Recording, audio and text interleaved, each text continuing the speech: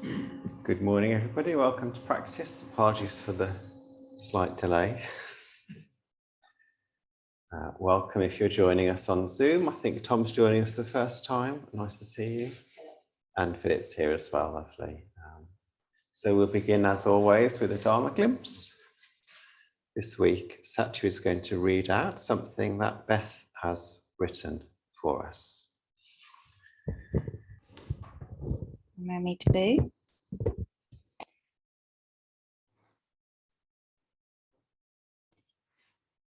So this is called, it's by Beth Hickey and it's called A Glimpse of Paradise.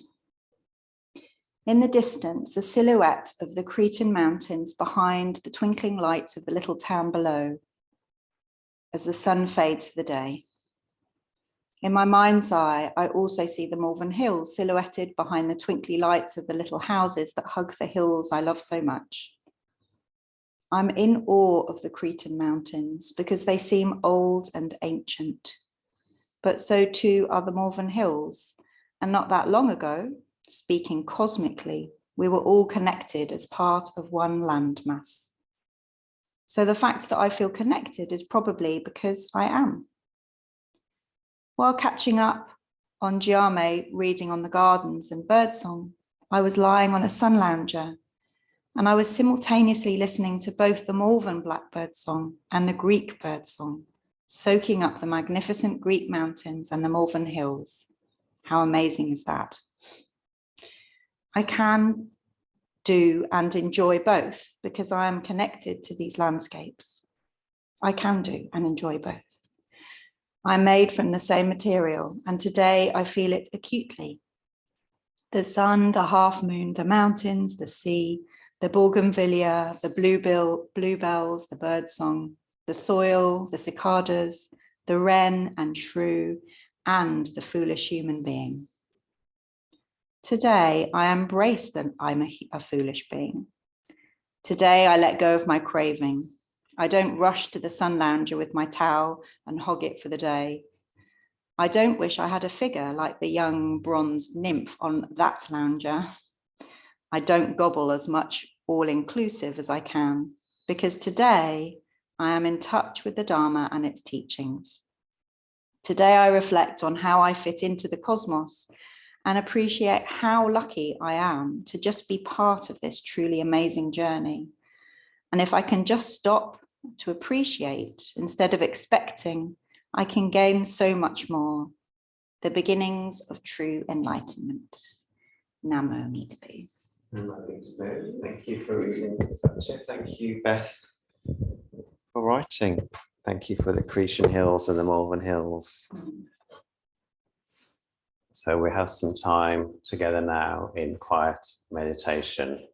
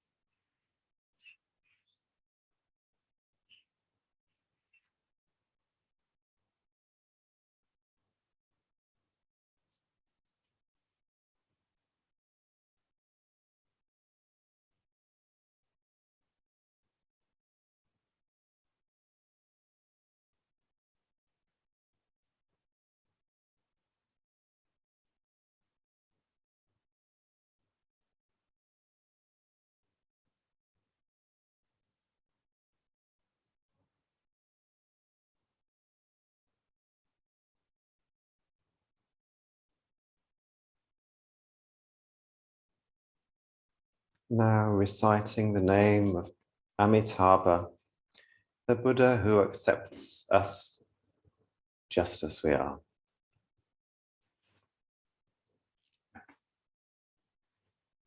Amitabha,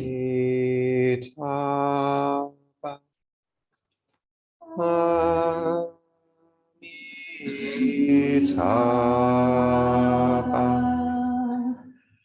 Amitabha,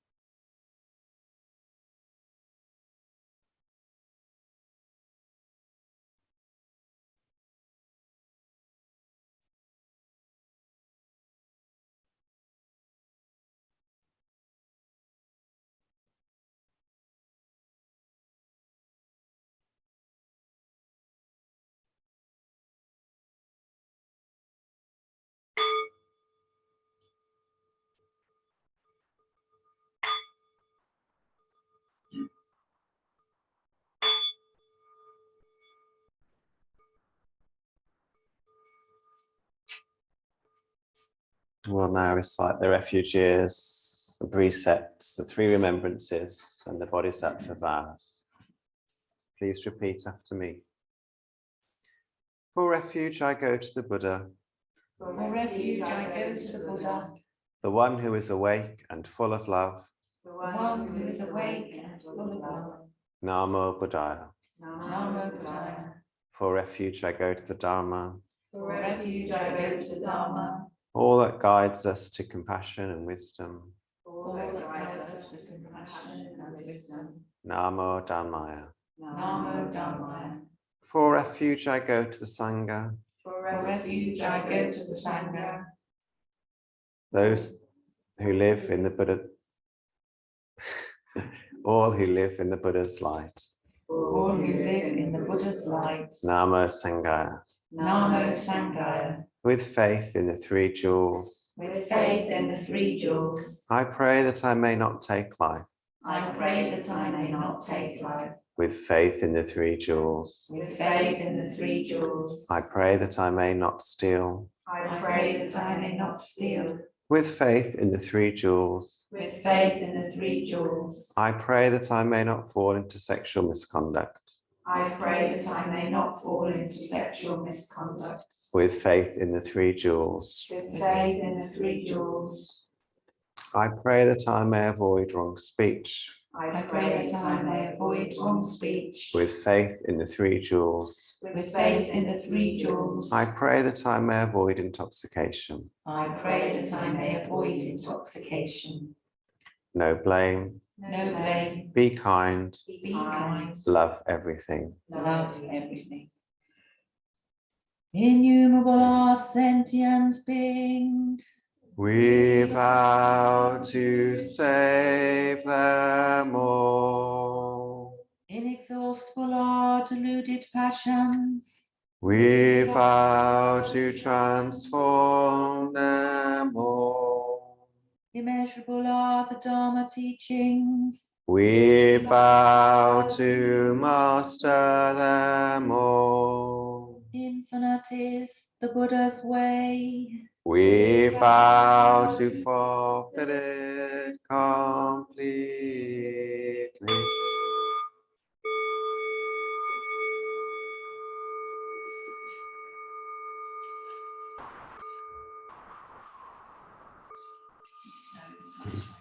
That's all right.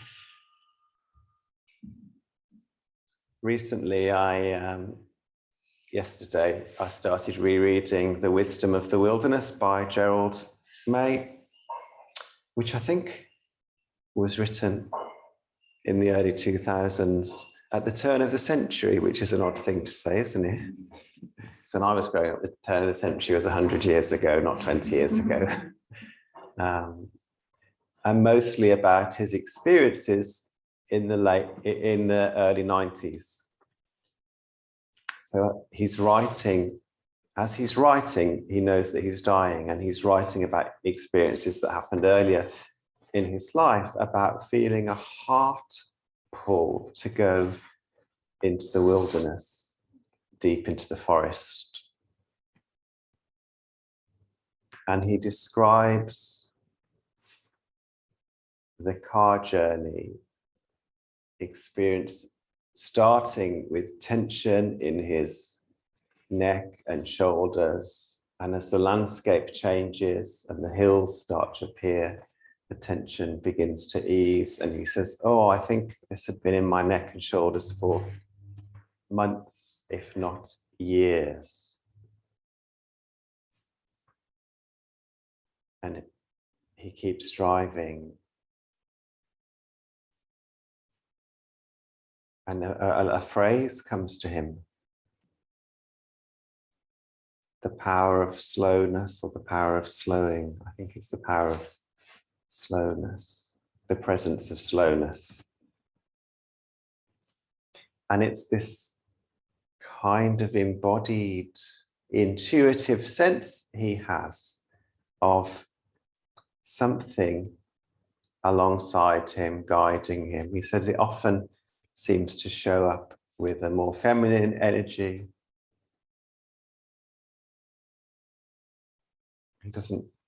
It sort of defies naming somehow. But he experiences it as this living force, and the way it appears in this drive is a kind of continual confirmation that moving towards the mountains and the forests is exactly what he needs to be doing, and that slowing down is what he needs to be doing, and that he doesn't need to worry about making lots of lists about all the things that he needs, and this kind of anxious spiral that begins before he starts the journey. These little nudges from the outside. Oh, you don't need to worry about this, but you do need to come into the woods. There's something for you to learn here.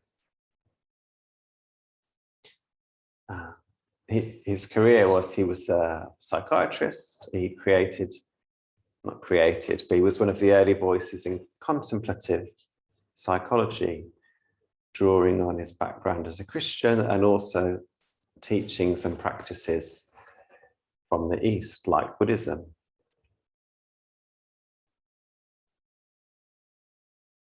And I really like this phrase that I can't quite remember the exact words of, the presence of slowness. I mean, I literally read it this morning before coming into the shrine room. Because many of the practices that we do are about encouraging slowness, something to settle. The slow walking we did around the garden this morning, sitting quietly together in here. Because as our own busy minds quieten down, it's sometimes easier to notice that presence that holds us, that is always communicating with us and guiding us, the infinite, as John Paraskopoulos calls it, the eternal, as Duke Kennet called it, and Reverend Schomburg. The Lord of the House, Duke Kennet also used to call it, steeped as she was in Christian liturgical training. And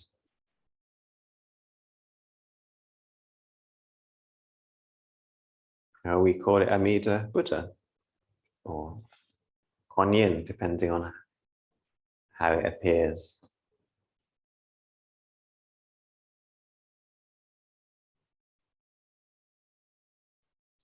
And Pure Land Buddhism invites us to experiment with the fact that that presence is always there, speaking to us, whether we can hear it or not.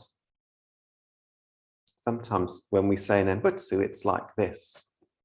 I trust that you're out there somewhere, even if I'm too busy or too fraught or too flat or too overwhelmed to hear you or sense you right now. I know that you're there somewhere, and even just reminding myself of that is meaningful. And sometimes it is more like knowing that it's there. This is the experience of Shinjin, the heart opening and a felt sense of, oh, there is something beyond my small mind, beyond my ordinary processes. Something that accepts me just as I am, and that is offering guidance to me if I can tune into it.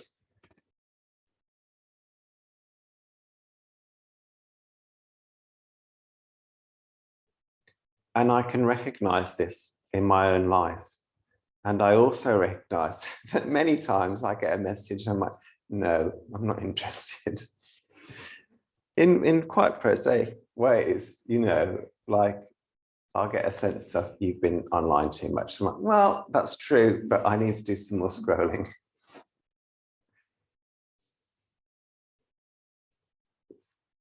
And I don't know if it's true, but you know, sometimes the connection on my phone drops and I think, oh, in that moment of quiet, I'm able to hear that or intuit that sense of slow down, let go of this, you don't need this. Even as my fingers are kind of twitching around to restore the connection. And sometimes I'm able to listen and sometimes I'm not, because I'm, after all, a foolish being. And that's a very small example, but it shows up in bigger ways as well.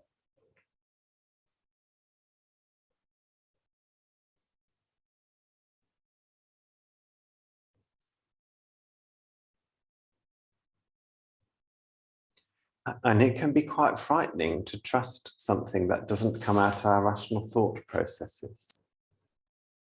And there is some wisdom in checking, like, oh, does this make sense? Does this sound like good advice? Is this going to lead me more in the direction of keeping the precepts? And if the answer is yes, then maybe it's the Buddha speaking.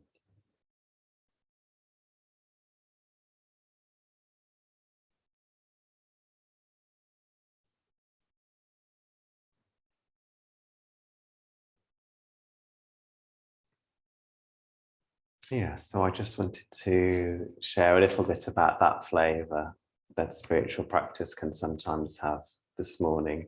I'm really hoping at some point that we might study the Gerald May book, but in the study groups. But if we do, it will be in at least a year's time, because there's so many good books that we'd like to share with you.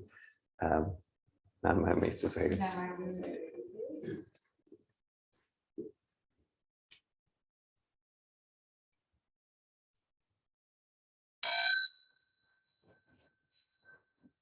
So here in the shrine room, we're going to make prostrations to the main shrine as we chant Namo me to food. If you've got a Buddha at home, feel free to orient yourself in that direction, or you can point towards the Buddha on the computer screen, bowing however suits you.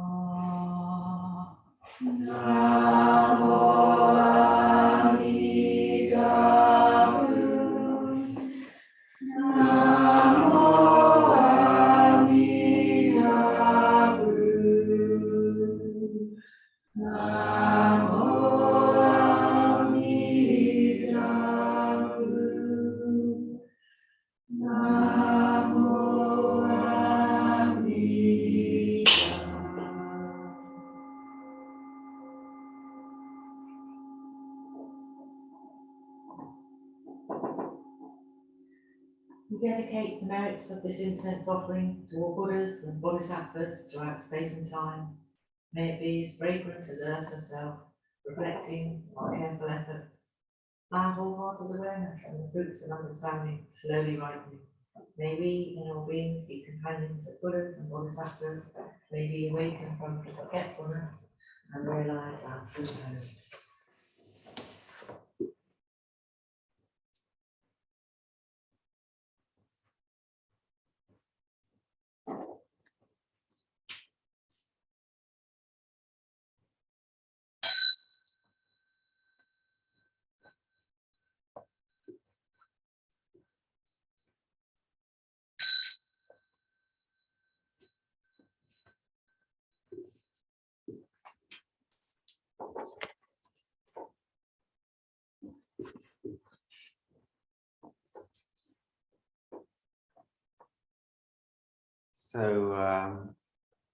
We finished practice a little bit earlier than usual this morning because Satya and I are going to join the March for Nature in town, which you're very welcome to join us for. And just to, I think everyone knows, but we're also hosting Kirtan that Angie's leading this evening, which we're very much looking forward to. So you're very welcome to join us for that as well. So we'll finish with the closing verse. Blessed by Amitabha's light, may we care for all living things and the holy earth. Please do, yeah. Hello guys, let me just stop the video.